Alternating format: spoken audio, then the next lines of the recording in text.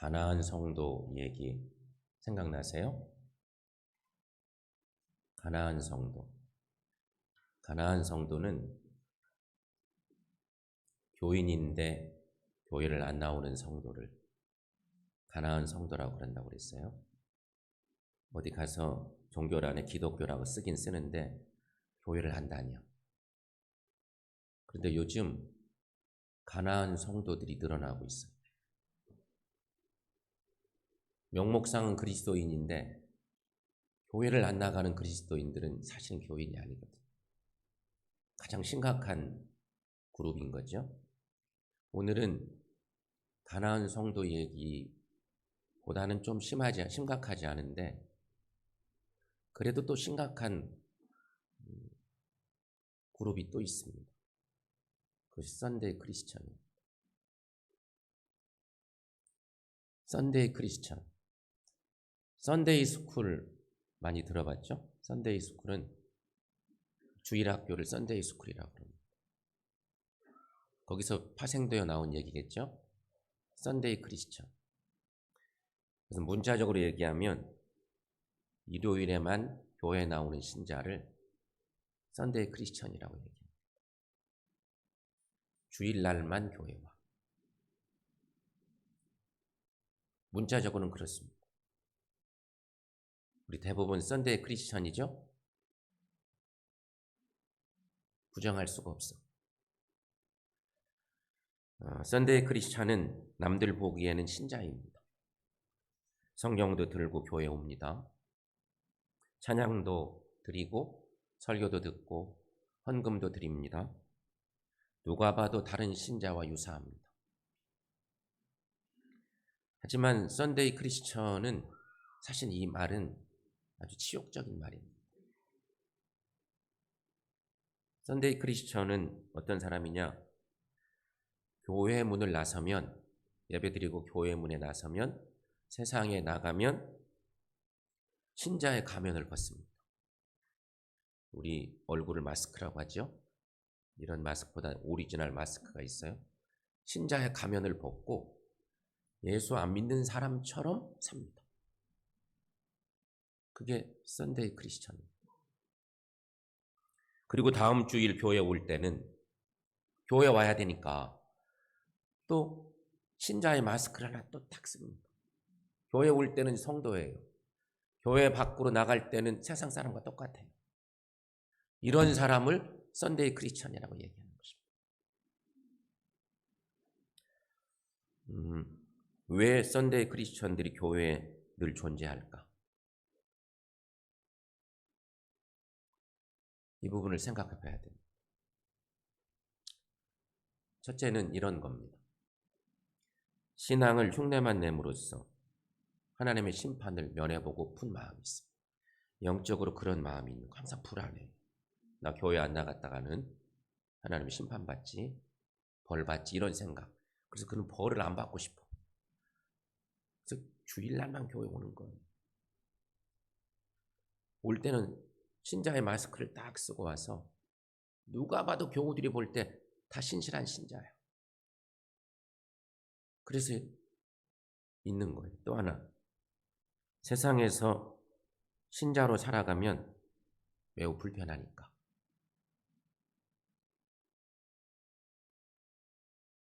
그러니까 교회에서만 신자인 거예요.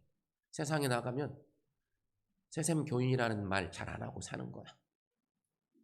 당신 교회 다녀요? 그러면 그냥 아무 얘기도 안 하고 이럴 수 있는 그룹들인 거죠.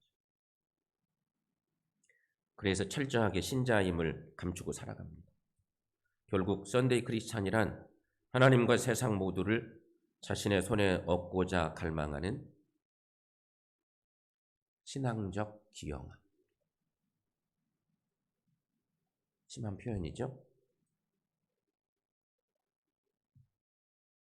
세상과 하나님을 모두 얻고 싶어. 교인, 그리스도인은요, 세상에서 잃어버린 것 많아도 하나님만 붙들고 사는 것이 그리스도인이에요. 진짜 크리스찬은 그래야 되는데 그리 안 사는. 오늘 본문의 주인공인 야곱. 야곱 잘 알죠? 성경 말씀을 좀 이해하지 못하는 분은 야곱이 누군가 싶을 텐데 야곱 잘 아실 거예요. 야곱 역시 썬데이 크리스천의 전형적 모습을 보이는 믿음의 한 사람이라고 하는 것입니다. 거기에 초점을 두고 오늘 말씀을 묵상하려고 하는데 야곱이 왜 썬데이 크리스천일까? 이게 물음입니다. 야곱, 아브라함 하나님, 이삭의 하나님, 야곱의 하나님 늘 고백하는데 야곱이 썬데이 크리스천의 한 모형이야? 혼란스럽죠? 이유를 한번 찾아가 보겠습니다. 첫째는 할아버지 아브라함의 신앙을 겉으로만 흉내낸 야곱. 세겜에 정착하는 야곱의 모습을 통해서 그것을 볼 수가 있습니다. 지도가 좀 작아서 여러분에게 잘 안 보일 것 같기도 하네요. 저 가나안 땅 지도에 저 위에서부터 내려오는 화살표가 위에 야곱의 외삼촌 집 밧다라람, 하란, 밧다라람에서 20년 살다가 고향으로 내려오는 화살표, 그런 그림입니다.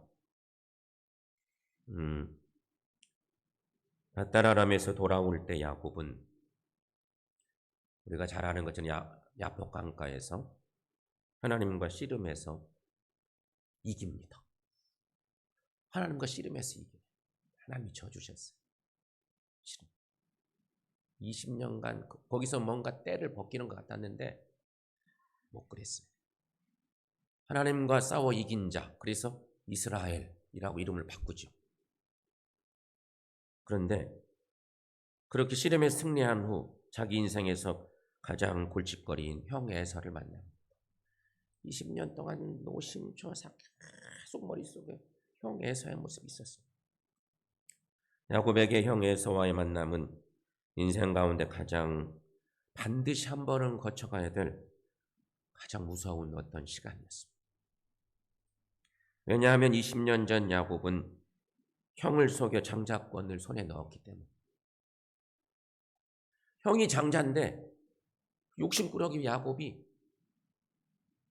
장자권을 빼뜨리고 싶었어요. 저것만 손에 넣으면 내게 복이 있을 텐데. 형을 등쳐먹은 거예요. 지금으로 말하면. 그러나 형에서는 자신이 가지고 있던 지난 앙금을 잊고 약 20년 만에 만난 동생 야곱을 기쁨으로 맞습니다. 역시 형이에요. 형은 많은 것들을 내려놨어요. 기쁘게 만났어요. 그리고 야곱에게 자신의 터전인 세일로 가서 함께 살자고 형이 권합니다. 야, 형 동네로 가자. 내가 다 터닥금 해놨어. 근데 가요? 안 갑니다. 야곱은 여전히 형을 향한 불신을 가지고 있었습니다. 그래서 형의 권유를 거절하고 자신의 가족을 이끌고 숲곳에 머뭅니다. 그곳에 집과 우리간을 짓고 숲곳에 상당한 시간 머뭅니다. 거기 있으면 안 되는데 거기 머뭅니다. 그리고 다시 야곱은 자신의 가족들을 데리고 가나안 땅 세겜으로 이동합니다. 세겜으로 이동한 얘기가 오늘 본문 18절 말씀에 기록되어 있습니다. 여러분 한 목소리를 함께 읽습니다. 야곱이 밧다라람에서부터 평안히 가나안 땅 세겜 성읍에 이르러 그 성읍 앞에 장막을 치고. 아멘.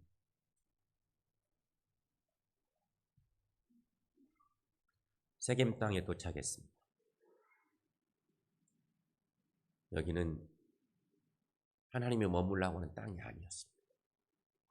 거기 도착해서 야곱은 세겜의 아비 하몰의 아들들로부터 은 100개를 지불하고 그 땅을 삽니다. 땅을 사요. 그리고 하나님을 위해 단을 쌓고 엘렐로헤 이스라엘이라고 불렀다는 것입니다. 이스라엘의 하나님, 그런 의미를 가지고 있죠. 우리는 이 사건을 통해서 야곱이 늘 마음속에 간직하고 있던 본능적인 야망을 들여다봐야 됩니다. 야곱은 하나님께서 자신의 할아버지 아브라함에게 주실 것이라 약속했던 그 많은 후손과 큰 땅을 자신의 소유로 만들고 싶은 야망의 남자였습니다. 아브라함은 어떨까요? 이 대목쯤에서 아브라함을 생각해 봐야 되는데, 하나님께서는 하란을 떠나 가나안 땅에 도착한 아브라함에게 이 땅이 하나님의 나라를 세울 땅이라고 말씀하십니다. 가나안 땅이 자신의 땅이 될 것을 아브라함 믿었습니다. 창세기 12장에 그런 말씀이 있습니다. 창세기 12장 7절 8절 말씀인데, 자, 한번 좀 긴 말씀 읽어보겠습니다. 여호와께서 아브라함에게 이르시되 내가 이 땅을 내 자손에게 주리라 하신지라. 자기에게 나타나신 여호와께 그가 그곳에서 제단을 쌓고 거기서 베델 동쪽 산으로 옮겨 장막을 치니 서쪽은 베델이요 동쪽은 아이라. 그가 그곳에서 여호와께 제단을 쌓고 여호와 이름을 부르더니. 아멘. 이미 할아버지 아브라함에게 하나님 이런 약속을 주셨다. 가나안 땅을 왔을 때, 하란 땅을 떠나서 가나안 땅을 왔을 때 내게 너에게 많은 땅과 자손의 축복을 주마. 야곱이 그걸 기억하고 살아. 그런데 지금 야곱도 할아버지 아브라함이 했던 것과 똑같은 모습을 보임으로써 자신이 약속을 이행할 자임을 드러내고 싶습니다. 그래서 야곱은 할아버지처럼 하려고 먼저 세겜 땅을 의도적으로 세겜의 아들들에게 은 100개를 지불하고 샀습니다.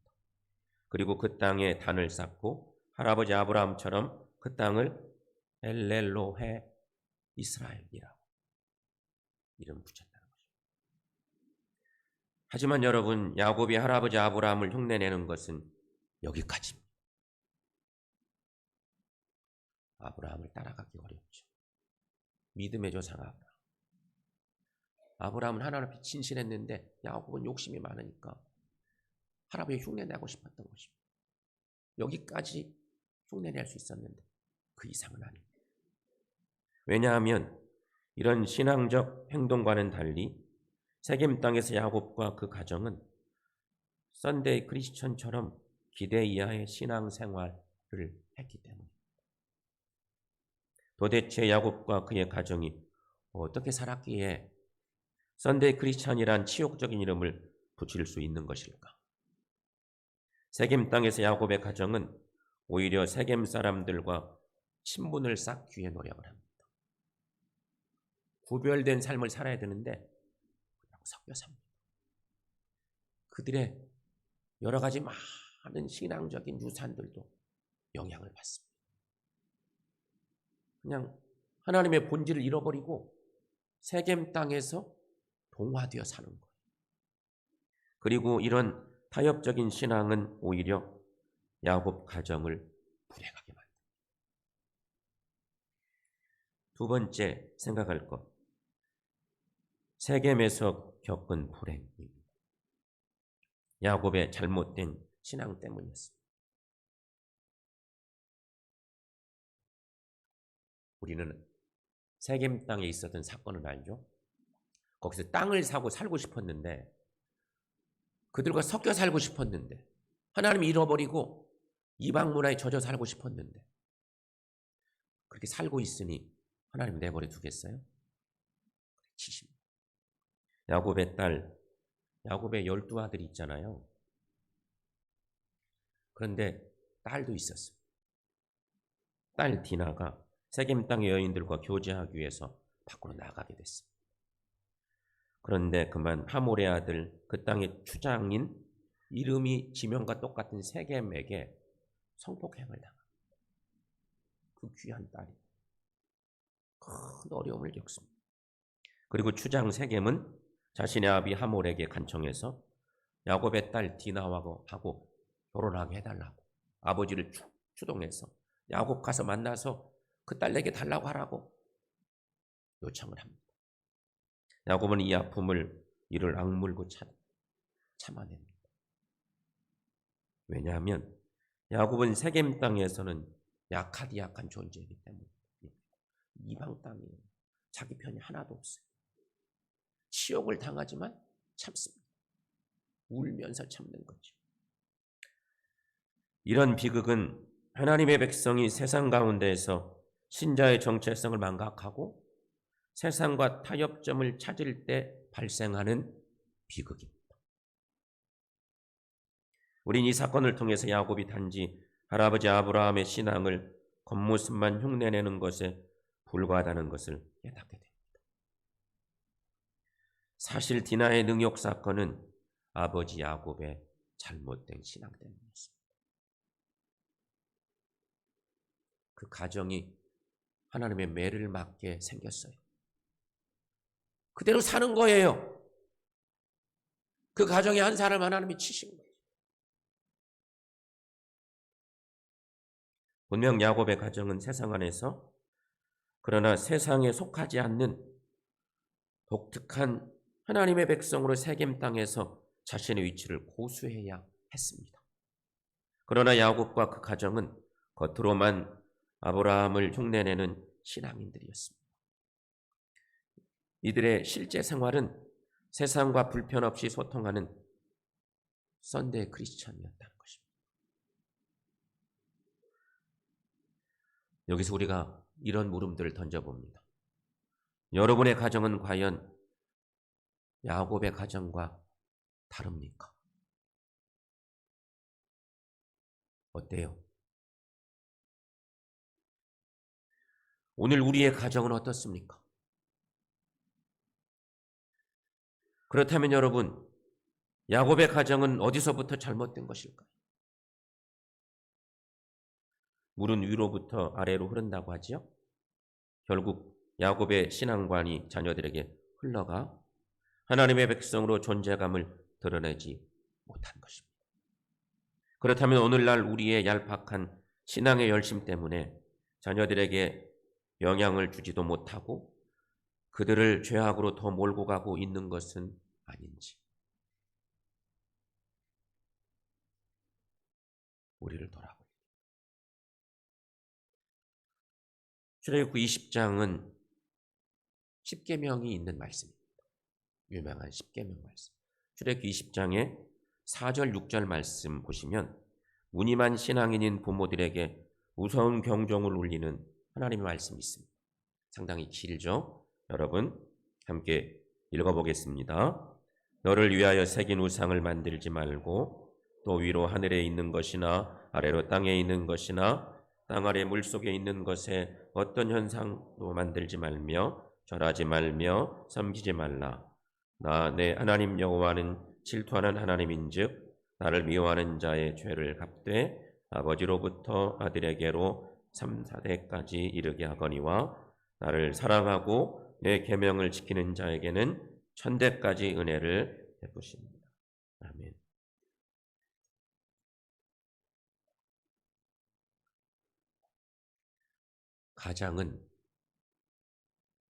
집안의 가장은 가정의 신앙을 책임지는 사람입니다. 그래야 합니다. 하지만 만일 가장이 썬데이 크리스천이면 자녀들은 100% 썬데이 크리스천. 말할 필요가 없습니다. 여러분, 야곱의 얄팍한 신앙이 야곱의 가정을 위기로 몰고 갔습니다. 야곱과 그의 가정이 겪은 위기는 오늘날 썬데이 크리스찬으로 살아가고 있는 모든 사람들이 한 번쯤 겪게 될 위기의 모습입니다.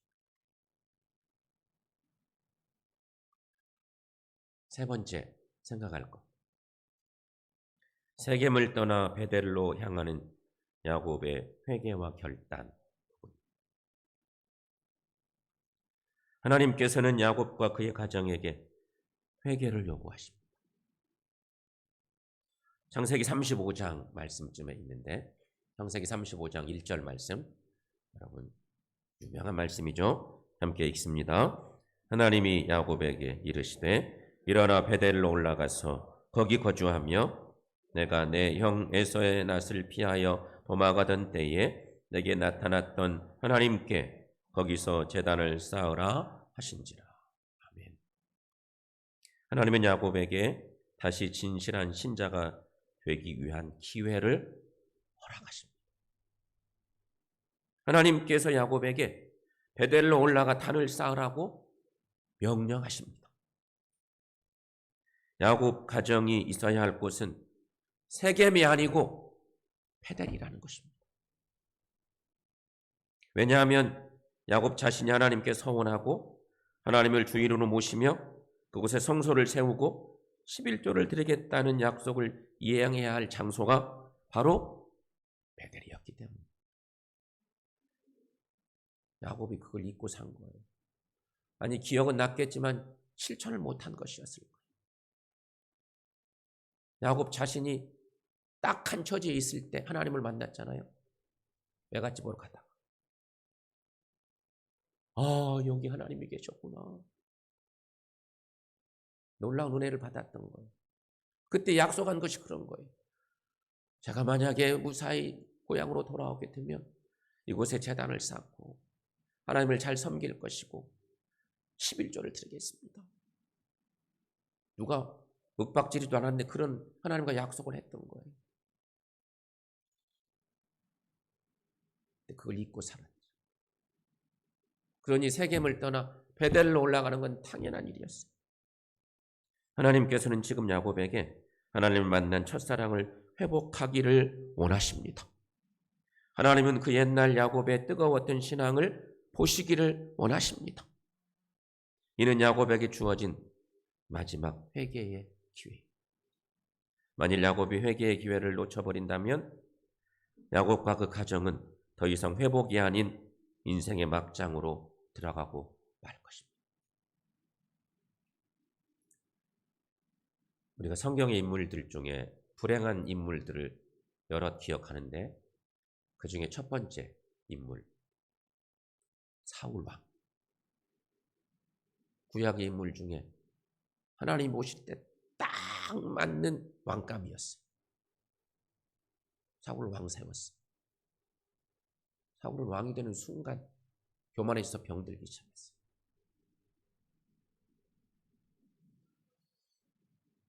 하나님이 사울을 돌아오게 하고 싶은 마음이 있었어요.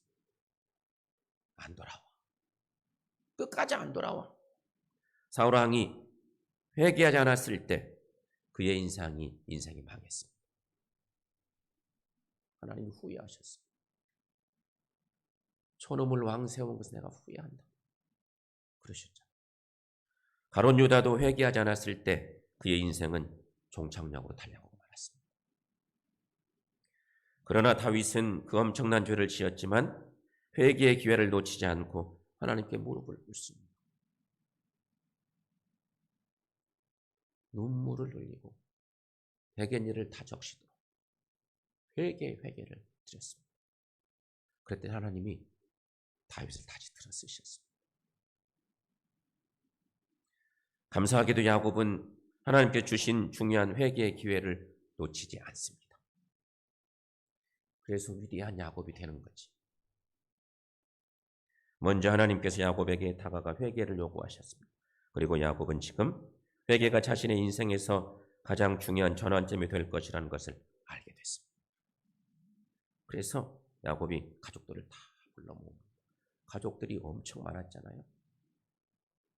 가족들을 다 불러 모아놓고 결단을 시킵니다. 가족들을 향해 말하는 것입니다. 이방 신상을 버려라. 첫째가 그것입니다. 너희 안엔 이방 신상을 버리자. 새 옷을 갈아입으라. 신앙적으로 양다리 걸쳐 있지. 다 청산하자. 그리고 그 가족들에게 이방 풍습과 문화를 버리고 새 삶을 위해 세겜을 떠나자고.